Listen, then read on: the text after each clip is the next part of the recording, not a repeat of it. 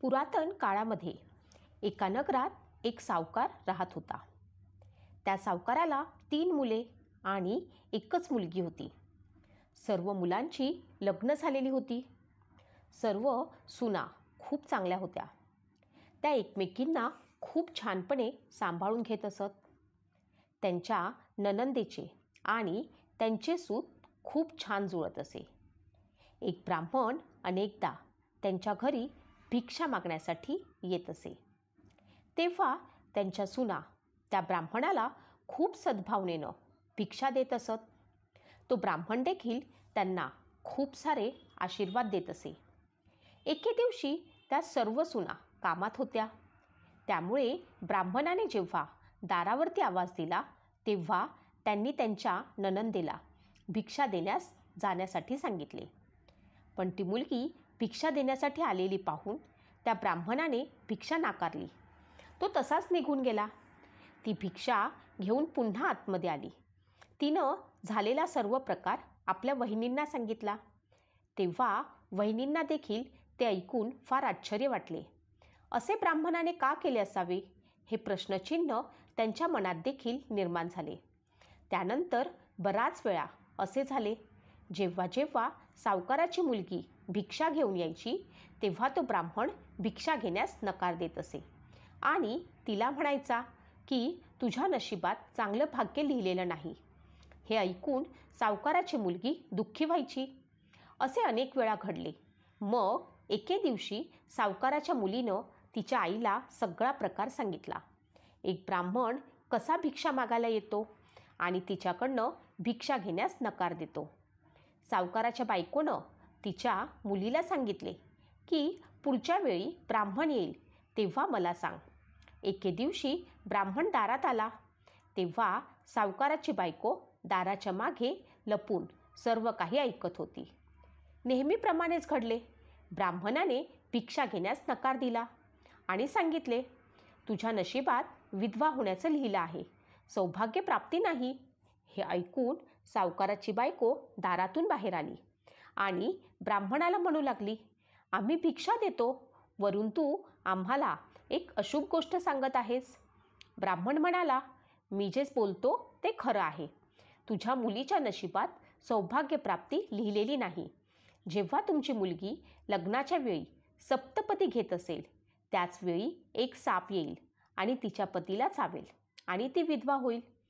आता ब्राह्मणाचे हे बोलणे ऐकून सावकाराची बायको दुःखी झाली. पण नंतर ती ब्राह्मणाला म्हणाली की ती विधवा होणार हे तुला माहीत असेल तर तिच्या सौभाग्याचे रक्षण कसे होईल हेही सांगा. सावकाराच्या बायकोनं असे विचारल्यावर ब्राह्मण म्हणाला की इथून खूप दूर एक गाव आहे. तिथे सोमा नावाची स्त्री राहते.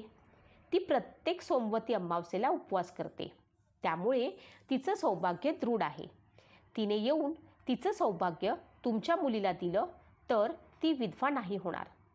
ब्राह्मणाचं म्हणणं ऐकून सावकाराच्या पत्नीनं ब्राह्मणाचे आभार मानले आणि ती सोमा नावाच्या स्त्रीच्या शोधात निघाली. एके दिवशी भरपूर उन्हामुळे ती पिंपळाच्या सावलीत विश्रांती घेत होती. तेव्हा तिने पाहिले की एक साप आला आणि गरुडाच्या पिल्लांना खाण्यासाठी त्या पिंपळाच्या झाडावर चढू लागला. हे सावकाराच्या पत्नीनं पाहिले. तिला त्या पिल्लांची दया आली. लगेचच सावकाराच्या पत्नीनं सापाला मारून गरुडाच्या मुलांचे रक्षण केले. इतक्यात गरुडही तेथे आला आणि त्याने पाहिले सर्वत्र रक्त पसरले आहे. गरुडाला वाटले की सावकाराच्या बायकोनं आपल्या मुलांचे नुकसान केले आहे, म्हणून गरुडाने तिच्यावर हल्ला केला.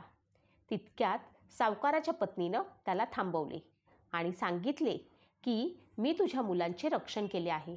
तुझ्या मुलांना खाण्यासाठी एक साप वर चढत होता तेव्हा माझे लक्ष गेले आणि मी त्याला मारले. त्याचेही रक्त आहे. तू तुझ्या पिल्लांना पाहू शकतोस, ते सुरक्षित आहेत. तिचे हे बोलणे ऐकून गरुड लगेच झाडाकडे धाव घेतो आणि आपल्या पिल्लांना सुरक्षित बघतो. जेव्हा गरुडाला हे सत्य कळले तेव्हा तो म्हणाला की तुम्ही माझ्या मुलांचे रक्षण केले आहे, तर मला सांगा की मी तुम्हाला कशी मदत करू. तेव्हा सावकाराच्या पत्नीनं गरुडाला सांगितले की ती सोमा नावाच्या स्त्रीच्या शोधात निघाली आहे. ती कुठे राहते हे सांगितले तर खूप उपकार होतील. मी खूप वेळापासून तिला शोधण्याचा प्रयत्न करत आहे. तेव्हा गरुड सावकाराच्या पत्नीला सोमा नावाच्या स्त्रीच्या गावी घेऊन गेला. सोमा ह्या महिलेला 2 मुले आणि सुना होत्या. पण घरातील कामावरनं त्या सुनांमध्ये नेहमीच भांडण व्हायचे. सावकाराच्या पत्नीला यावर उपाय सुचला आणि तिने ह्यावरती पर्याय शोधला. रोज रात्री सगळे झोपले की ती गुपचूप त्या स्त्रीच्या घरी जायची आणि घरातील सर्व कामे करून निघून जायची. असे बरेच दिवस चालत होते. एक दिवस तिने आपल्या सुनांना विचारले की तुम्ही इतक्या कशा सुधारल्या. तुम्ही दोघी आता काहीही भांडण न करता सर्व कामे गुपचूपपणे करून घेता. हे कसं काय शक्य झालं. तेव्हा त्या सुना देखील एकमेकींकडे पाहू लागल्या, कारण सत्य काय आहे ते त्यांना देखील माहीत नव्हतं. दोघींना असं वाटत होतं की दुसरी जण काम करते. त्यांनी आपल्या सासूला सांगितलं की नाही, आम्ही हे काम करत नाही. आम्हाला तर याबद्दल काहीच कल्पना नाही. आम्हाला असे वाटत होते की मी करत नाही म्हणून दुसरी करते आणि दुसरीला असे वाटत होते की मी करत नाही म्हणून पहिली करत आहे. तेव्हा सासू देखील आश्चर्यचकित झाली. एके दिवशी तिने लपून बसून सर्व काही पाहिले. सावकाराची पत्नी निघून जाऊ लागली. तेव्हा तिने तिला पकडले आणि विचारले, तू कोण आहेस आणि तू अशी घरची कामे करून का निघून जातेस. तेव्हा सावकाराची पत्नी म्हणाली, मी सर्व काही सांगेन, पण आधी वचन दे की तू सर्व सत्य जाणून घेऊन मला मदत करशील. सोमाने सावकाराच्या पत्नीला वचन दिले. सावकाराच्या पत्नीनं घडलेला सगळा प्रकार सोमाला सांगितला आणि तिला सोबत यायला सांगितले. सोमा सावकाराच्या घरी गेली आणि जाताना ती आपल्या सुनांना म्हणाली की मी परत येईपर्यंत तुमचे सासरे मरून जातील, मात्र त्यांचे शरीर तेलात बुडवून ठेवा. अंतिम संस्कार करू नका. सोमा सावकाराच्या घरी आली आणि सावकाराच्या मुलीचे लग्न सुरू असताना फेऱ्यांमध्ये एक साप आला. सोमानं त्या सापासमोर दूध ठेवले आणि तो साप दूध पिऊ लागला. सोमाने लगेचच त्याला मारले.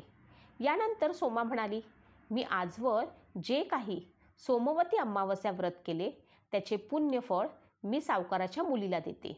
यानंतर सावकाराच्या मुलीचे सौभाग्य कायम टिकून राहील. सावकाराच्या पत्नीने सोमाचे खूप आभार मानले. तिच्या मुलीच्या सौभाग्यावरचे संकट टळलं होतं, म्हणून तिची मुलगी देखील आनंदात होती. सावकाराच्या सुनांनी देखील सोमाचे चांगले आदरातिथ्य केले. नंतर तिला पाहुणचार दिला. यानंतर सोमा आपल्या गावी परत जाऊ लागली.